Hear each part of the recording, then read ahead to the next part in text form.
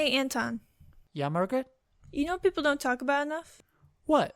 The extinction of nobility.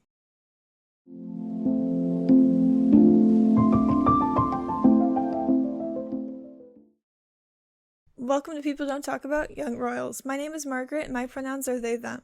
And I'm Anton. My pronouns are he, they.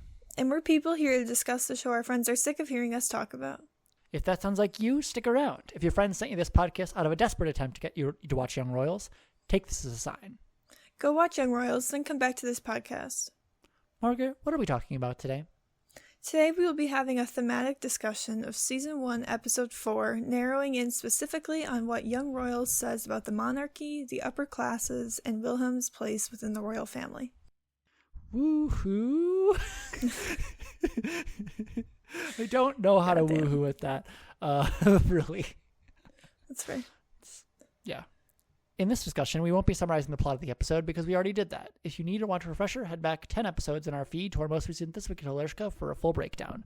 This episode discussion will likely be all over the place, so strap in. You have been warned. Okay, so... Want to start with your cold open? Yeah, I think we gotta. Yeah, because I went in chronological order, but I can jump around. We're all good. So, the extinction of nobility. That's the line in the initiation to the society. Yeah. And it's right around, right when we are introduced to what the society is. They say something about being the firstborn sons and then being committed to preserving the nobility class. And I just want to talk about that because they really make it sound like it's an endangered species. Yeah. Something I just realized is, do they even tell Wilhelm their mission statement before they're pledging him into the society? No. they're basically just like, he walks in and they immediately just start the initiation ceremony, essentially. Like there's very little consent involved here. Yeah. I mean, I think there's some really twisted part of August that knows the second that he says the position formerly held by Prince Eric. That's all the fuck he has to say. Yeah.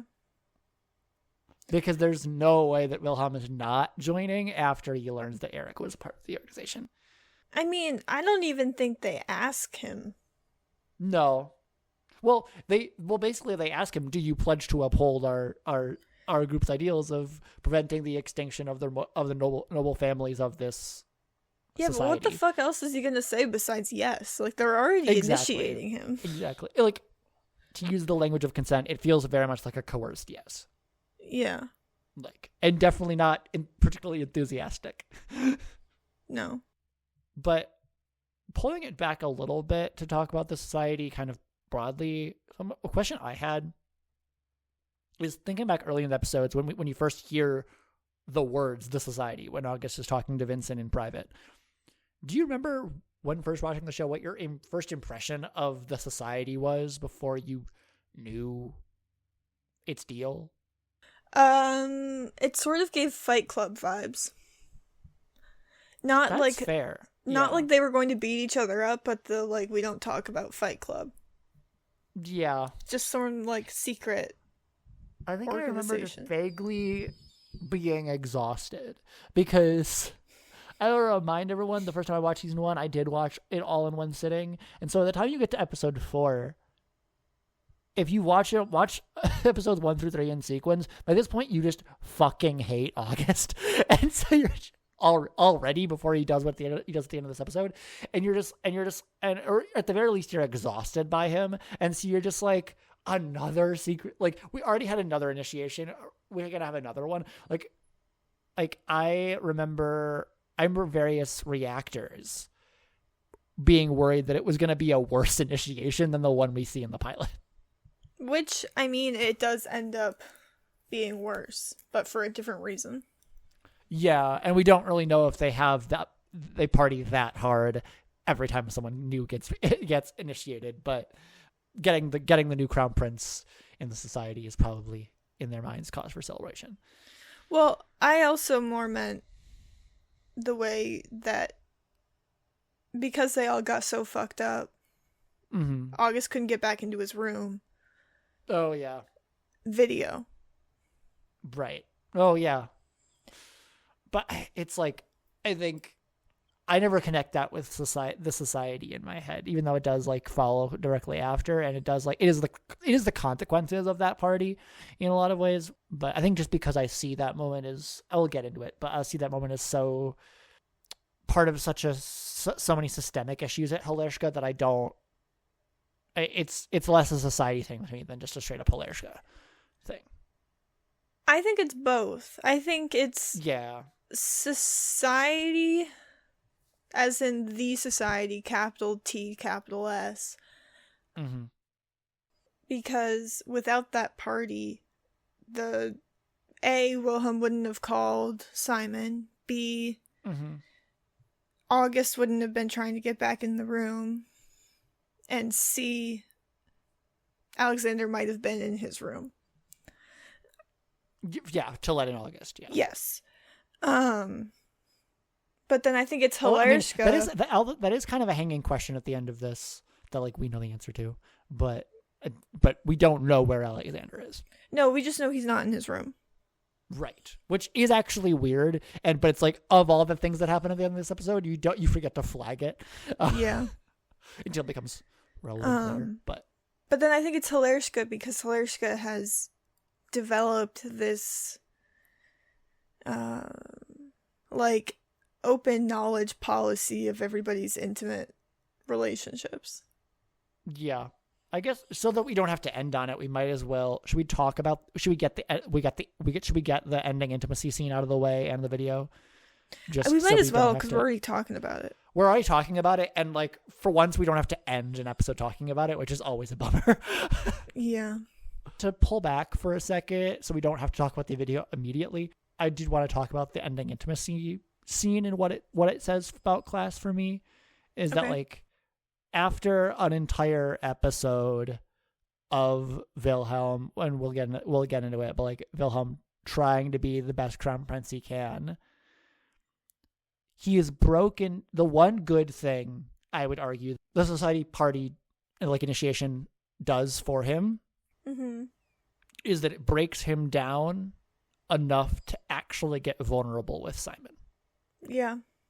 Like it breaks down enough of his walls and makes him emotionally raw enough to be accepting of, I wouldn't say, you can't really call him Simon's advances, but like Simon is the one who initiates that. Yeah. Initiates into like acknowledges what actually calls out Wilhelm for what he said last night and like makes it Wilhelm's decision to initiate, but it's like very, he's like, it's establishing what's happening. And like, I do want to think back up a little bit to want to trade places. Yep. Because God, does he mean that? He really does, and he doesn't know how much that actually means. Right.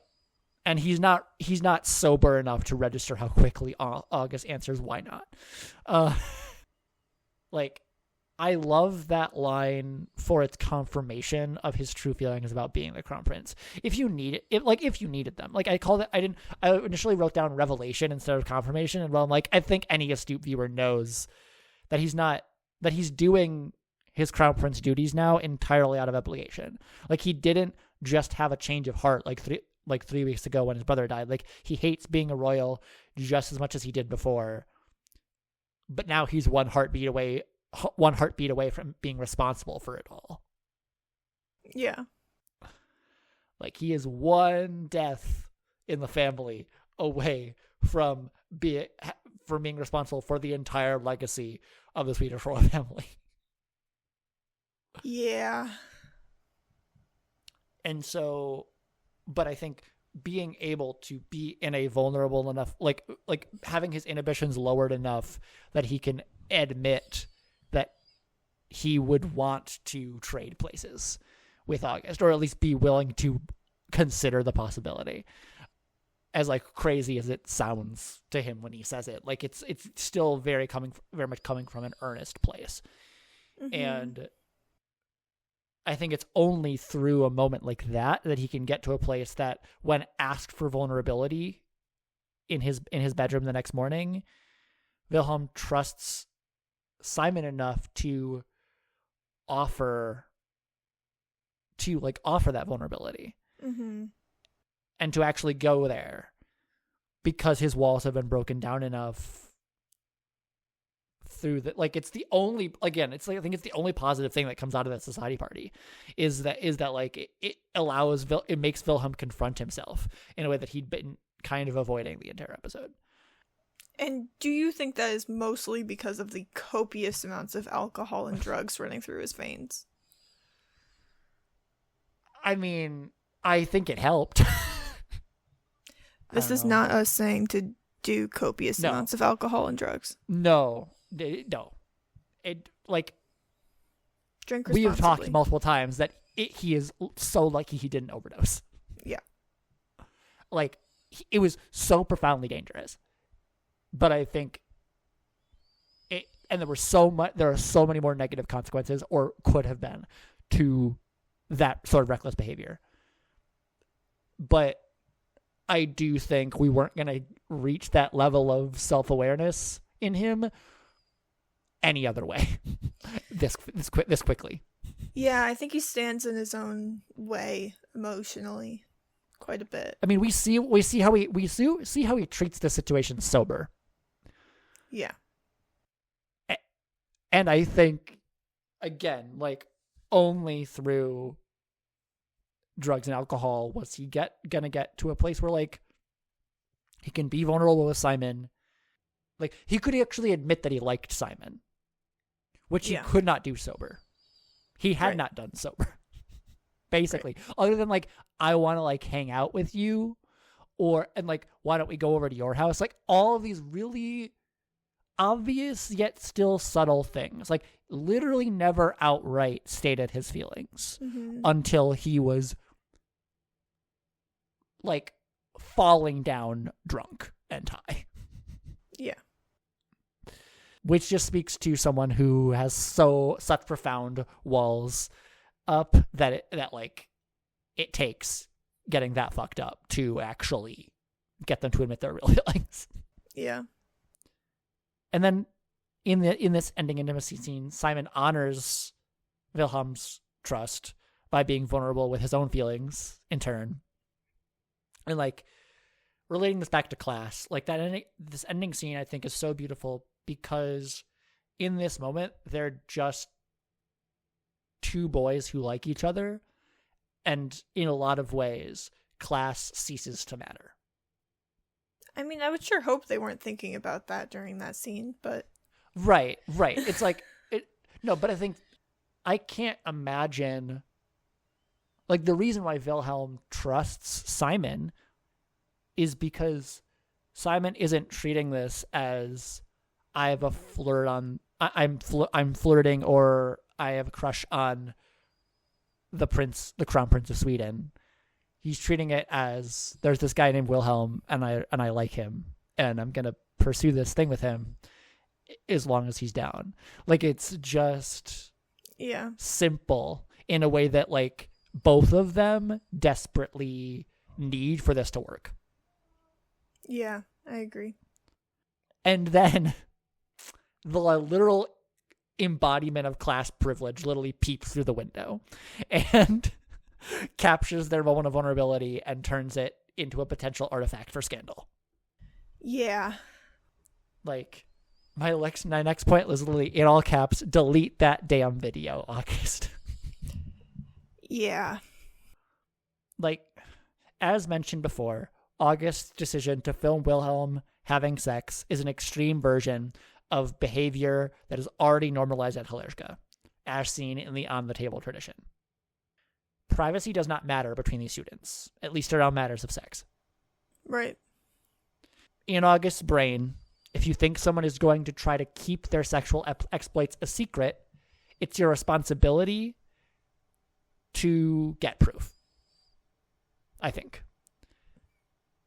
Yeah. And something I was literally thinking about as I was writing these notes was that Wilhelm has already resisted August's attempts to provoke it on the table from him once in the second episode. Yep. And so August has it on good authority that unless August had to let it go the first time because he had no proof, and it was basically like a totally baseless hunch that Wilhelm had gone off with the police. And so, and also the like head of the house or whatever came in the room. Yes, the pressure had to stop because the housemaster came in, and August couldn't try to push another way. And so there were multiple things, but August has good reason to believe that Wilhelm would deny if provoked without proof. Yeah. And so he thinks, okay, I gotta get proof. And I've mentioned it, I think, in August's character episode, but something I think we never fully explored it because I think I was waiting for this episode to do it. I made a little list. Things August would totally do with the video if Villa was sleeping with a girl in it. Show it on the table and or pressure the girl in the video into coming forward at her own on the table with her house. Show it to Felice and see how she reacts and try to catch her as a cheater. Generally humiliate Villa with it so he realizes that he has no secrets from his quote-unquote friends and classmates. Mm-hmm. But now, with that video being with Simon, August has no idea what to do with it. Yeah. Halishka social norms have no protocol for this, which I will argue is precisely the problem. These lack of privacy... Well, one of the problems. But, these lack of... But what I mean that, the fact that they have no protocol for this shows that this tradition of a lack of privacy around sex and sexuality is blatantly heteronormative, in that they do not account for the horror show they would be to any Hilarska student who was not queer, who was not straight. I don't think I agree with you, but yeah. I think that's okay. Okay. Where what are you pushing back on? I think that the fact that there's a social protocol at all for taking videos of people having sex without their knowledge is the problem, regardless of who they're sleeping with. That's fair. I think I'm thinking about a consequence, like an intersectional consequence that makes it even worse. And I should acknowledge that it was already bad. I think the fact that August doesn't know what to do does reveal certain aspects about the tradition that I think are worth exploring. But I don't know. Yeah, I don't know, because even if it had been a girl that he was sleeping with, yeah, there's still, and maybe it isn't in certain cultures. I am acknowledging that America tends to have a fairly prude, more puritanical outlook. Yeah, but there still would be a level of humiliation and kind of earth-shatteringly bad for that, even if it had been a heterosexual situation. Yeah, definitely. I mean, we did talk about this in August character episode. I'm remembering now about how basically even if it was a girl, you're not dealing with homophobia, but you are dealing with misogyny, which is just as powerful. Yeah. And I'm thinking, if it were a girl, it's no less horrifying, but the avenues could result in that video never seeing the light of day, because it could be enough incentive for whatever girl was involved in that scenario to just come forward on the table and say, I slept with the Crown Prince of Sweden. And I can't combat that without spoiling the rest of the season, so... Right. Yeah. Fair enough. Yeah. But at the end of the season, we'll come back to it. Yeah. I see your point, and I think this is a discussion that we need to delay for later. I think I also agree with you, but I can't know until we get to the end of the season. It's all just fucked. And I don't know what it is about this hypothetical in my head of like, because I think what I'm more doing is saying less things I agree with, and more saying like devil's advocate things of being like, how would it be different if it was a girl? And I think coming to the answer of it being no less horrifying, I think further dismantles how just horrifying and like ridiculous this tradition is. Mm-hmm. Yeah. Yeah. How do you feel about talking about drugs? Because we were all talking about that earlier. We can talk about drugs. Yeah. Because I have like multiple sections on drugs. By multiple I mean two. But first, like I said, I took drugs chronologically, so this came at the time when we get, as I will continue to call it, the most awkward blackmail in history. But we see Simon with his like greater leverage, like of having this blackmail material on August, in a sense. This isn't big scare quotes, but like pull August down to his level. Mm-hmm. Like, because like he makes August take on this. The one thing August is unwilling to do in this episode that is at all illegal is that he like makes August take on the lower class role of dealer rather than being a client. Yeah. And the fact that August ends up using the drugs himself at the society meeting makes you wonder if this was kind of a bit of a rejection of like an attempt at being like, fuck you, like my actual class is that I'm the one that I am not the one who sells the drugs, I'm the one who takes them. Mm-hmm.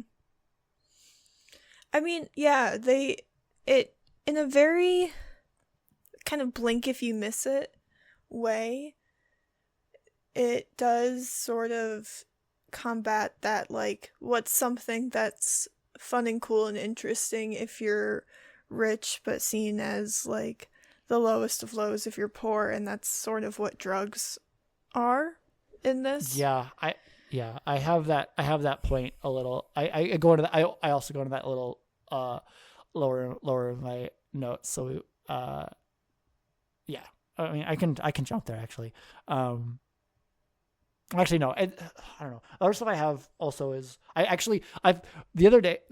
I think it might have been literally in August character episode, which is the one I edited most recently, a little behind the scenes. You casually say like, "I wonder what drug laws are like in Sweden," and then we just never. I don't think I heard you, and so we just moved on. It's in the episode though. People can go back and hear it. I'm pretty sure. But. Thinking about that also made me suddenly recognize something that I am at least a bit embarrassed, if not a bit ashamed, that took me this long to realize. Mm-hmm. The society makes Alexander, the only non-white boy in the room, stand off in the corner. Mm-hmm. And I suddenly realized not a single member of the society is a person of color. Mm-hmm. And then the society makes the non-titled non-white boy be the one to stash the drugs. Mm-hmm. And granted, the following is literally taken from the Wikipedia page entitled "Drug Policy in Sweden." So Swedish listeners, feel free to correct us. But from that page, for minor drug offenses, the court may impose a fine or a prison sentence of up to 6 months. More serious offenses always carry a prison sentence, usually up to a maximum of 3 years. If the offense is considered particularly serious, the sentence will be anything from a minimum of 2 to a maximum of 10 years. And I didn't really know how being a minor would change, being charged as a minor would change things, but like the result is still pretty serious regardless of mm-hmm. what, like even if you got a reduced sentence for being a minor, like I don't know exactly how robust Sweden's system of just like juvenile detention is, or if most minors get probation or what. Like again, Swedish listeners, like correct us if you have more insights into your legal system. But I don't know, like that's a serious even after the amount they taken, that's still a serious amount of drugs. Mm-hmm. That like you don't have a prescription for, and like are controlled substances. So it's like. Yeah. what again, like putting that on someone who is not a member of the society and did not partake in these drugs at all that we can see. We talk a lot about the way in which society failed Wilhelm that night. I think arguably in a lot of ways it's failing Alexander just as much. Yeah, I agree. If not more, because it's like every time I watch the scene, I can't you don't always notice it the first time, but I did notice it the second time and onwards, is Alexander just standing there. Mm-hmm. And it's exactly the role that he's in from the pilot onward, but it's still just so like, I think if there's anyone on this entire show people don't talk about enough, it's Alexander. Yeah. And not to say that he deserves to be covered so much, but it's like, I think he also doesn't have a lot of screen time. He doesn't have a lot of screen time, so it's like fair. At the same time, it's just like the little moments we get of him just paint a very tragic picture. Yeah, they do. Of someone who's just getting fucked over constantly. Yeah. I mean, he's essentially their little, yeah. I don't want to say servant, but... No, yeah. I'm pretty sure he's literally like the son of a CEO, because that CEO is not titled, and just like Nils, he's actually new money, and then also a first year. He's just, and also, let's not completely, let's never ignore the fact that he's also non-white. And mm-hmm. Nils is South Asian, but I think Alexander is the only East Asian person that we see at Halishka. Mm-hmm. more or less. And so it's just I don't know, it's sad and unfortunate, and we can't talk about much more without going beyond this episode. So, but mentioned before, but should be highlighted especially in this episode about class. Drugs and alcohol destroyed Simon's family, while Wilhelm is using them to maladaptively cope with his own family. Mm-hmm. And literally one boy's escape from his trauma is the source of the other boy's trauma. Mm-hmm. In a lot of ways. And I think this episode does highlight in the way that isn't overtly highlighted, but does allow you to ponder Wilhelm's somewhat privilege of being able to see drugs as an escape, because there's no way his family would ever let him be prosecuted, let alone convicted, for taking or possessing them. Right. I mean, yeah, I don't think many people, when they get into drugs, are like, I'm going to do this, but I'm going to get prosecuted for it. No, fair. And also, decriminalize drugs. Yeah. But yeah, I also think it's important to also recognize that drugs and alcohol are the cause of Simon's trauma, because his father also saw them as an escape. Yeah. That's fair. God, that always makes me stop and just stare into space for a second. Because his dad's thing was he hurt his back and then he got addicted to opioids, right? Or did I make that up in my head? I think you made that up, because we don't really know what caused his addiction. I mean, we find out a little bit more about the intricacies of it in a later season, but mm-hmm. I think when we find out more about the intricacies of his alcoholism in a later season, we don't really necessarily touch on his drug use. I sort of imagine that it might be somewhat of an escalation of his alcoholism, but yeah, because he also has ADHD, doesn't he? He does. So he has presumably Adderall or an Adderall cousin. Yeah, yeah. I mean, probably potentially Vyvanse if that's what Sarah takes, but I don't know. Yeah, I mean, that's also an Adderall's cousin situation, right? Yeah, exactly. Yeah. So, but he has to take, but he to a degree, in order to function even halfway neurotypically, he does need to take stimulants. And that's, I don't know, Until Young Royals, that's like a nuance I'd never considered before, is what does it mean to be someone with ADHD that also has a drug problem? It'd be tricky. Yeah. But like, I don't know, this disparity between Simon and Wilhelm, like the ways in which they, because of their own life experiences, see drugs, never gets addressed outright. But as you mentioned countless times before, it does hang over the football pitch scene so heavily every time I watch it now. Yeah. The ways in which Simon is so scared for Wilhelm, and the way that it's like this mixture of fear and just like an anger that he knows is misplaced to a degree, and so that's why he doesn't really take it out on Wilhelm much. But like, it is clear that he is being triggered by Wilhelm's episode. Mm-hmm. Is there anything brighter that I can move to? Do you have any more thoughts on drugs?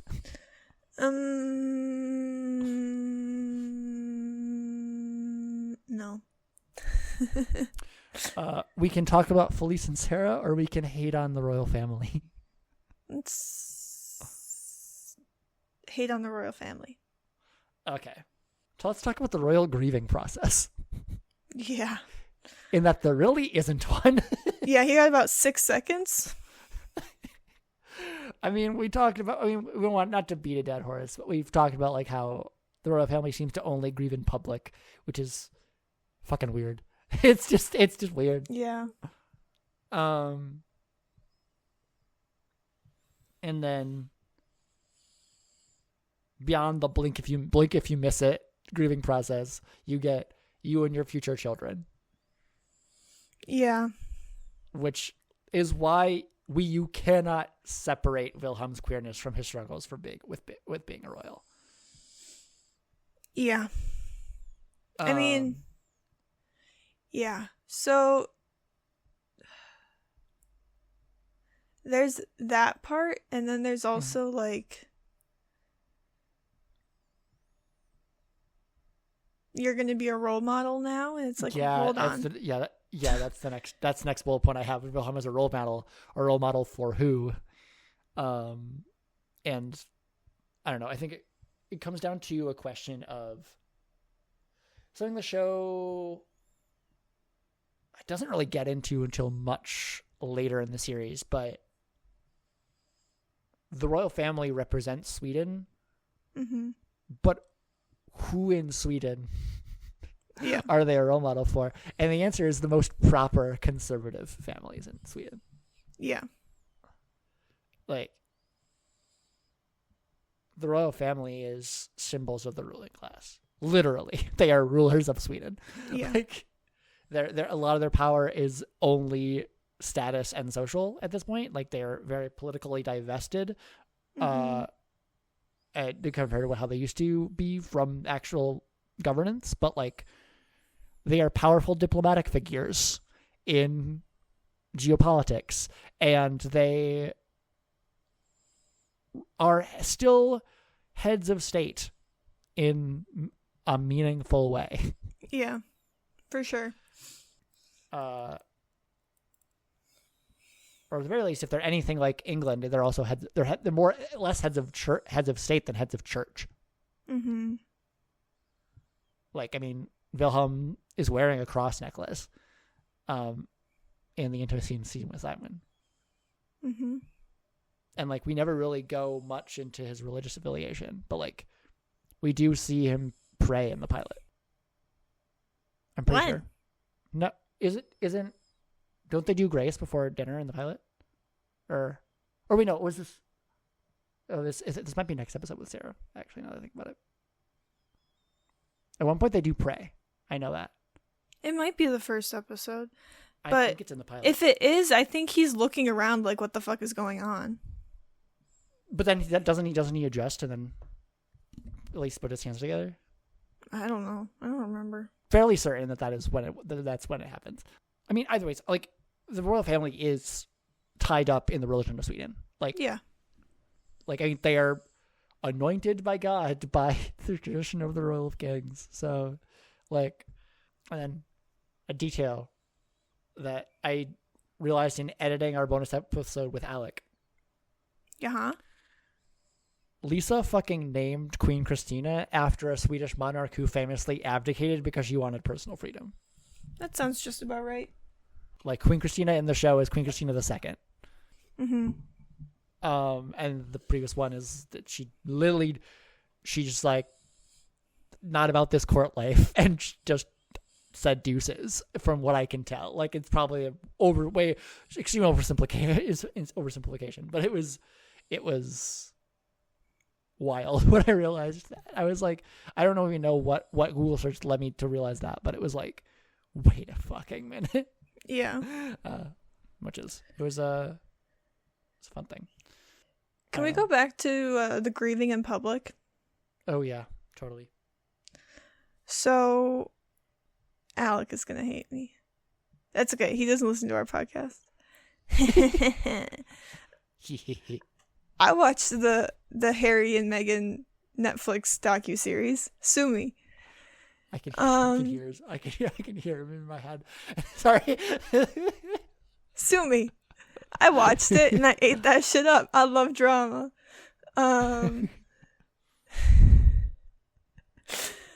But there's a line either in that or the Oprah interview, because I watched them both, and it mentioned that I think applies here is people think they're entitled to your personal life because their taxes pay for you and you like they fully like their money and earnings fully support them and their lifestyle and being able to live in a fucking palace. So people feel entitled to know like things about them, and I think that goes in this episode as well with, you know, a normal person's funeral isn't televised on national news. No. But for a public figure and for royalty in this case, there's no chance it wouldn't have been. Yeah. I don't know. What you saying that made me think about how a feature of period dramas that feature royalty at the center, or like a theme of them oftentimes, is the precarious nature of their power, not only at threat from, and most notably at threat from their nobility. If the nobles no longer have confidence in the monarch, they will be looking for ways to replace them. Yeah. If you do not keep the nobles happy, like, that is your first job. And are you talking about Bridgerton right now? Be honest. No, actually, Interesting. I'm talking actually more. I'm talking about Mary and George, which is a Star show I watched recently. That features that pretty heavily, but also I'm talking about what I brought up in our episode with Alec, which was the CW drama Rain. Oh yeah. Where literally, in the pilot episode of Rain, the Crown Prince character, who's Crown Prince of France in this case, this was in the mid 1500s, I think, or mid to late, and where she was like, where he basically like, I learned how to be a blacksmith on the off chance that the peasants revolt. My family has to go into hiding, and I need some sort of skill to get, like, craft to get by. And so it's like the idea that monarchy is precarious. Like all power is precarious to some extent, but like when your only claim to ruling is who your family is. Yeah, it's like my mommy did it before me. Yeah. And so it's this question of how much of that holds over to a time in which being a monarch does no longer mean absolute power. And so in a way, like, in a lot of ways, it feels like the position of monarchy is, in giving up so much overt political power, has been stabilized. Like, the countries where monarchies have held, for the most part, especially in Europe, are countries that have transitioned into the monarchs as figureheads and, like, social symbols more than actual, like, political agents. I mean, this is going to really show my lack of knowledge about international politics, but are there any countries that have actual... I believe in the Middle East, I think Saudi Arabia has, like, a straight up absolute monarch king. I'm going to look this up. Countries with absolute monarchies. I know they're definitely far fewer than there used to be, but I think they do still exist. My computer was listening to me. I typed in countries with, and it said absolute monarchy. Excuse you. The Vatican. Oh, Isn't yeah. that just the Pope? The Pope is... Yeah, is the Pope the king monarch of the Vatican? Yeah, well, the Holy See is technically like his throne. Pretty sure. That's weird. And basically, Pope makes all the laws. Like, there's no governing body of the Vatican, of Vatican City. Like, it's just the Pope and what he says. So everyone it's just pledges allegiance to him. Vatican City, which sounds like something from not Harry Potter, Star Wars. Saudi Arabia, Oman. Yep. Mm-hmm. United Arab Emirates, and Brunei, Brunei, Brunei. I think it's Brunei. Yeah. Brunei. Where is that? I've never heard of that. I think it's an island nation. I could be wrong. Oh. But... Yeah. Yep. Country in Asia. Yeah. Or wait, no, it's surrounded by Malaysia in the South China Sea, known for its beaches and biodiverse rainforest. God, I fucking love rainforests. Yeah, it's Southeast Asia, about basically halfway between China and Australia, or thereabouts, like along the north-south axis.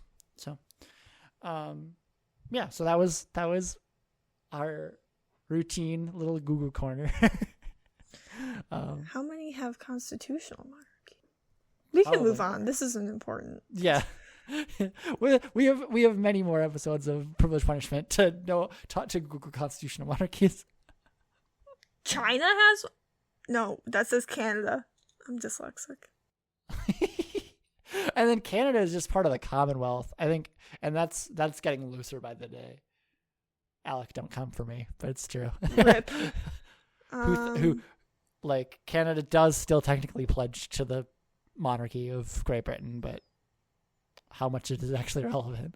Like, the UK lets them have their whole own governing body and prime minister. Like, it's... Goddamn! Imagine being the Prince of Monaco. That's rich. Oh yeah. We do still have a few more smaller points. Yeah, sorry, I got distracted. You're good.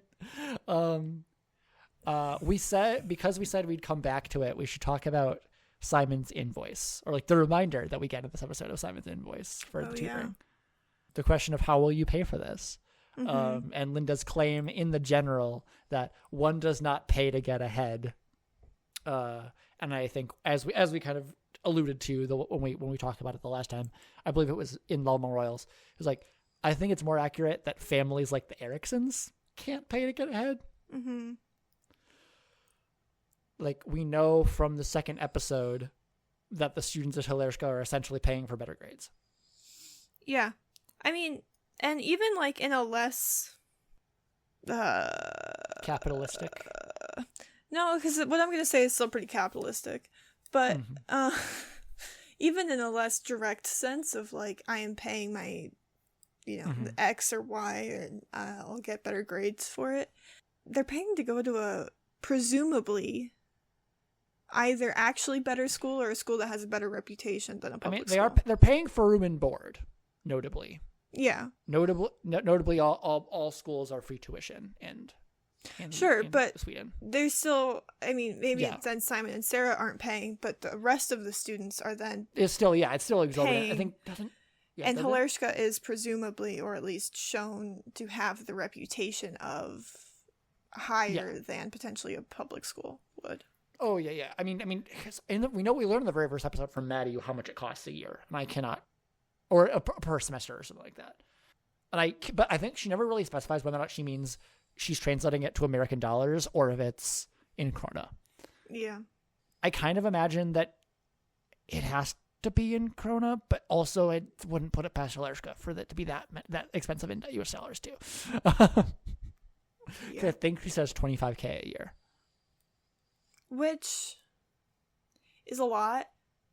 Yeah. But private schools in the United States that are boarding are also quite expensive. Yeah. I think she has to. I think she means dollars because this amount of krona does not feel rich enough.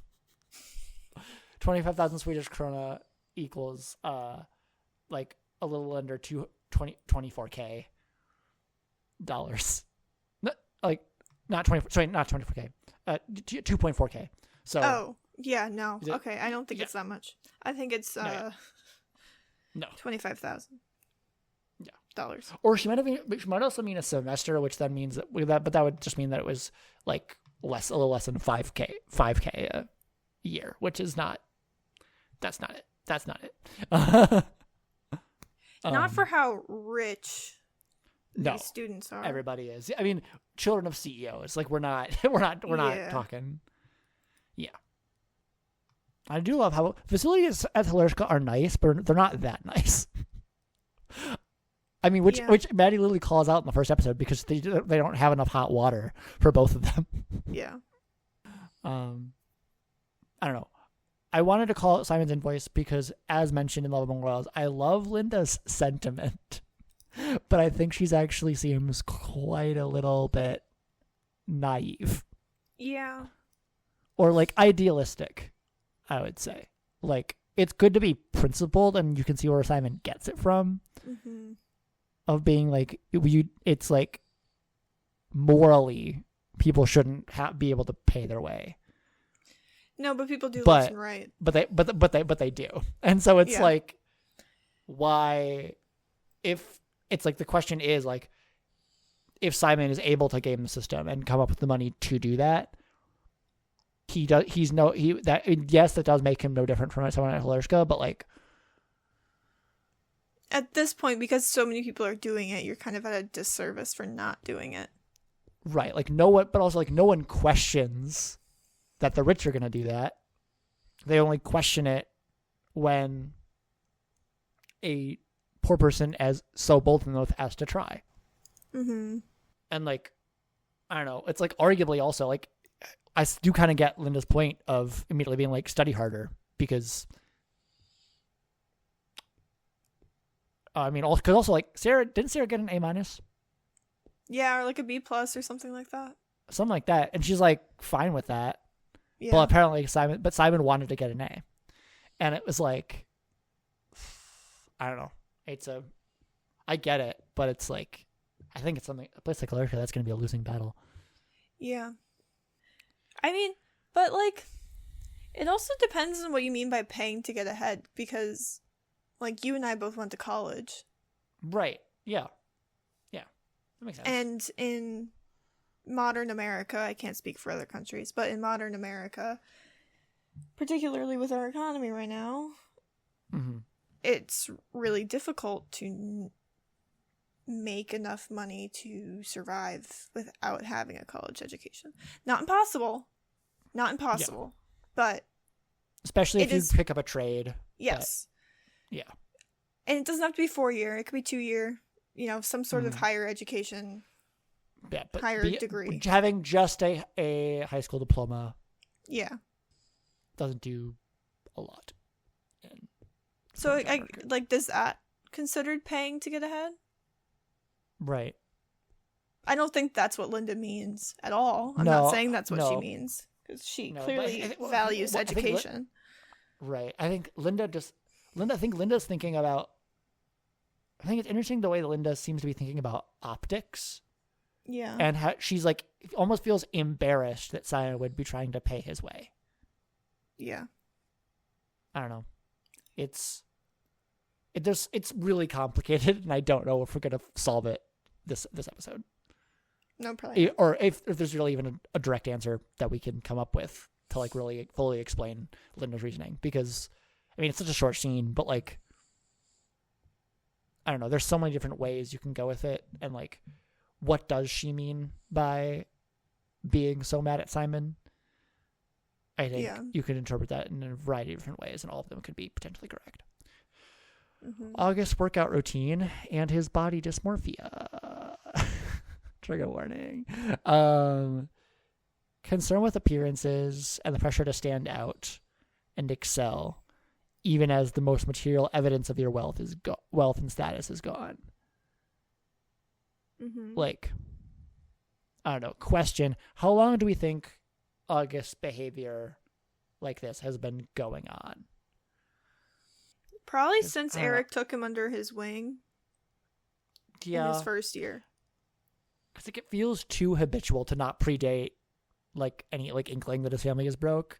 But I do think I would want to argue that it's probably intensified since he realized that his he's probably grabbing on stronger, but I would say he's probably always been a bit of a dick.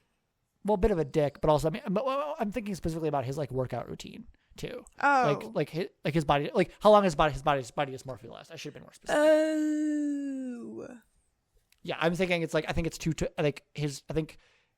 it looks too habitual to predate, not have been somewhat of a thing even before he had an idea that his family might be broke. I'd say probably when his dad killed himself. That makes a lot of sense. I was about to kind of say the same thing. Yeah, I and maybe if not shortly thereafter. Yeah.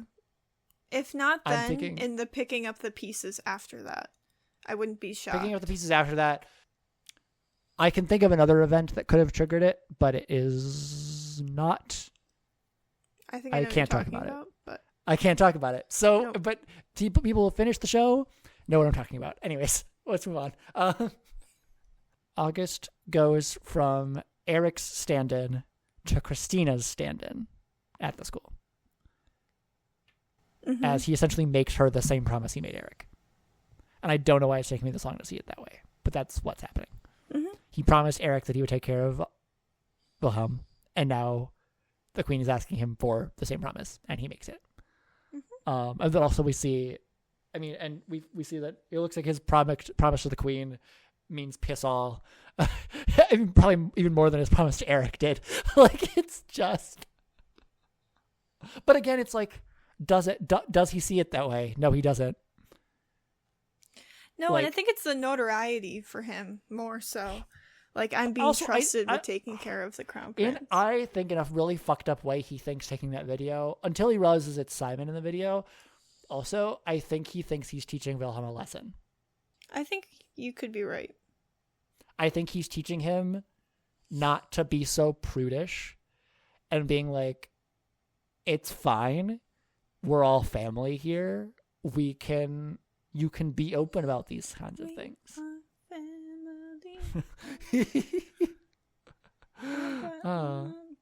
Brothers and sisters and me. I don't think that's the words. Yeah. But speaking of family, Hilershka's memorial for Eric. I'm gonna be honest, if my brother died in a car crash and I came back to school and they made me give a speech, I'd quit. I'd drop out of school. This is so not what Wilhelm wants. No. I mean, on so many levels. But like, other people get to openly grieve for someone most of them never knew, and Wilhelm has to remain professional. Yep. Fuck that. Mm-hmm. I know your brother died, but let's give everybody else their time to grieve. And it's like, what? Yeah. And it's like, let's put you immediately the second you're out of that car. Like, let's put you on the clock as the Crown Prince of Sweden. Mm-hmm. Because like that's what the funeral was too. Was his first time on the clock too. Mm-hmm. We also immediately see August's jealousy of Wilhelm, which we've covered extensively an August Eric episode, so we don't need to get too much into it. But it's definitely a class thing, so I wanted to flag it. Mm-hmm. Like, Wilhelm is facing down his brother's legacy in the memorial. Mm-hmm. And, like, but I think it's important to me personally that I continue to point out that he only finds his footing in that speech. Like, he only finds his footing as crown prince in any way, shape, or form when he puts down the script the palace wrote for him. Yep. Like, he's only a halfway decent crown prince when he's speaking honestly and from the heart. Yeah.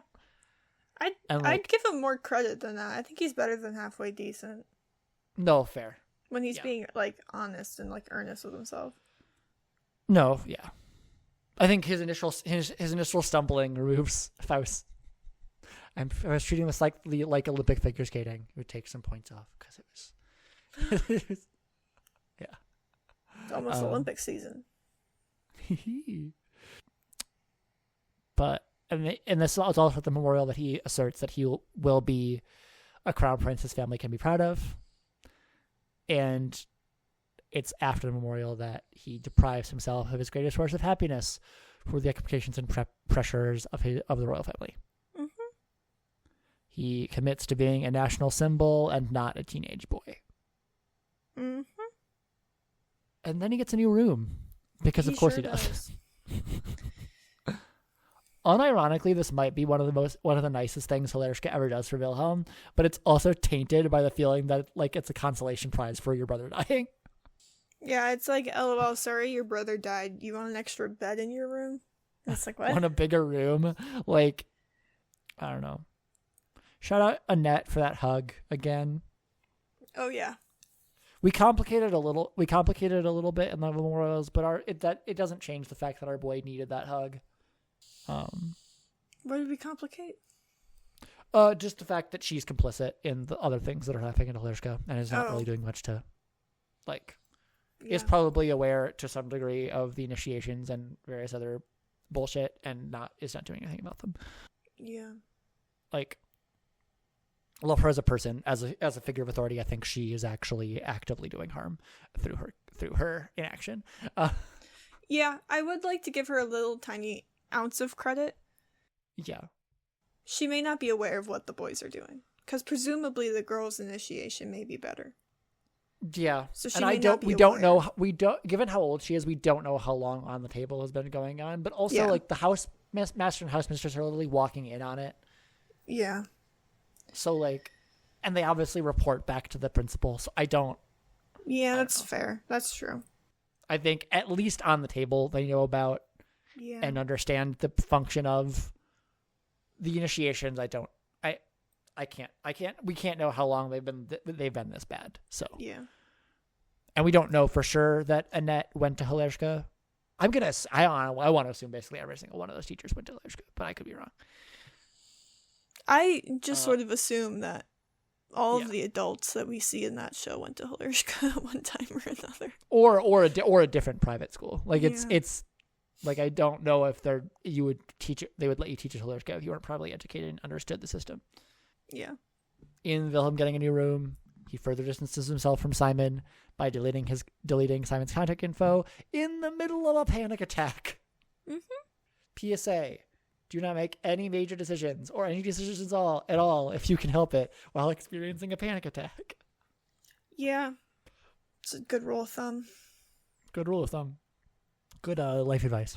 Mm-hmm.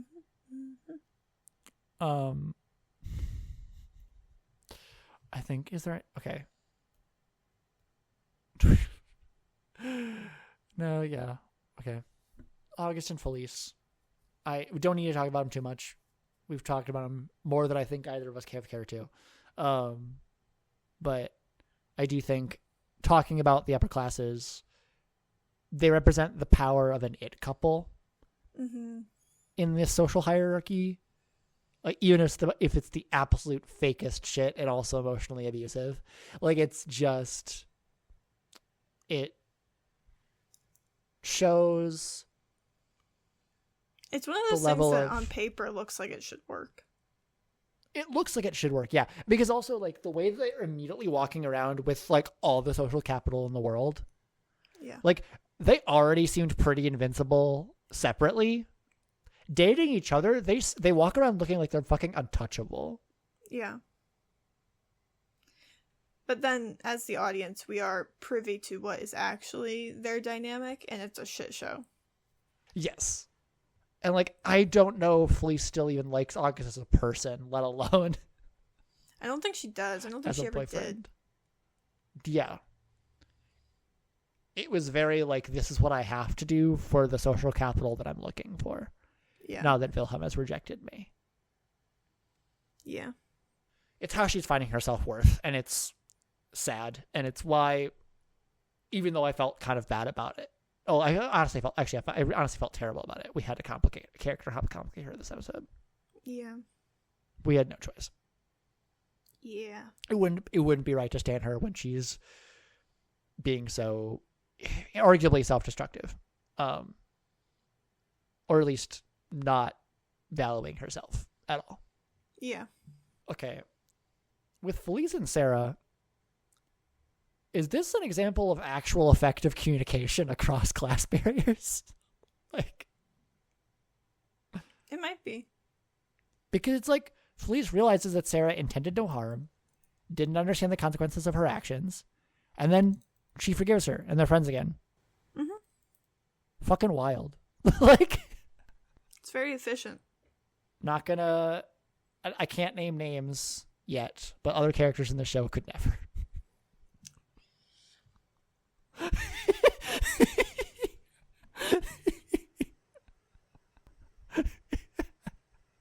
I've broken Margaret. Shut the fuck up right now, I swear to God. My mic is gonna fall. You know I'm right. Yeah. You don't have to be happy about it, but I just need to know we just both need to know I'm right. Thank you for listening. No, we're not done yet. Cutting you off.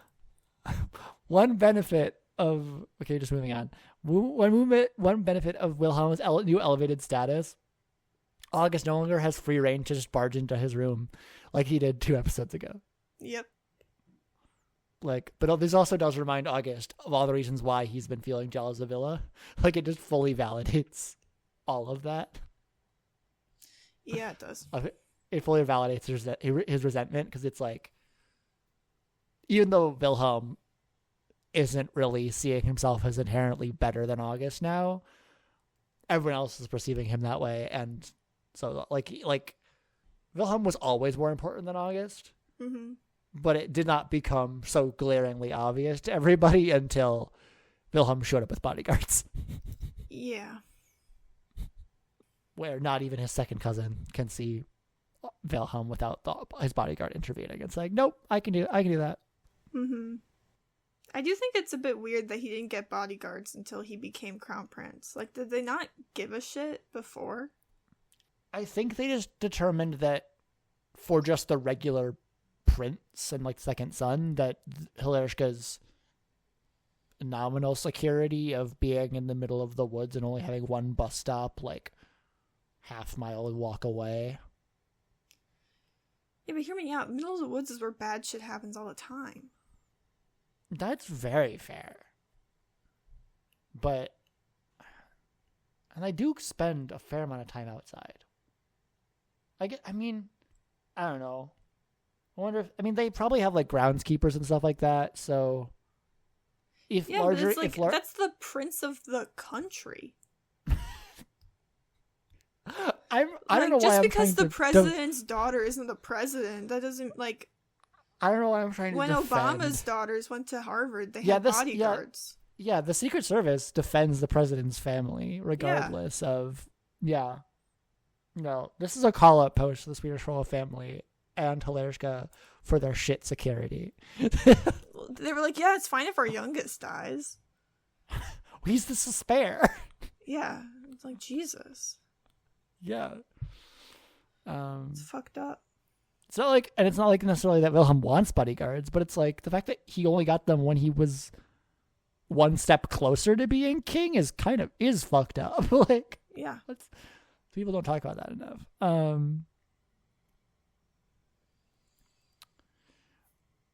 And I believe this is the last thing I have on my list, unless you don't have anything else, is that there's a notable class aspect to August kissing Sarah. Which is that if she does say something, her class is another potential barrier to her being believed. Yeah. Like, I mean, that would be a classic he said, she said situation. Yeah. Powerful, rich boy accused of, I mean, I don't know if people who are up enough on their consent to call that assault, but that is assault. Like, I don't know. And I think it's like, I don't know if Sarah has enough experience with this sort of thing to be able to label it assault. Yeah. Like, she just seems really confused. And I like, we don't really know how she's thinking about it, how she's thinking about it yet, because we don't really see her thinking about it after it happens. I think that's like the last we see her in this episode is when August kisses her. So, but I don't know. Another thing to carry forward into episode 5. So, yeah. Anything else? No. All right. Love you all, listeners. Anyways, take us out, Margaret. Thank you for listening. If you'd like to keep up to date with when we release new episodes and other pod-related announcements, you can check out our Instagram or our threads at People Don't Talk About. Our next episode will be Purple and Orange for Season 1, Episode 4, so stay tuned. And with that, all that's left to say is, let's start a revolution, baby.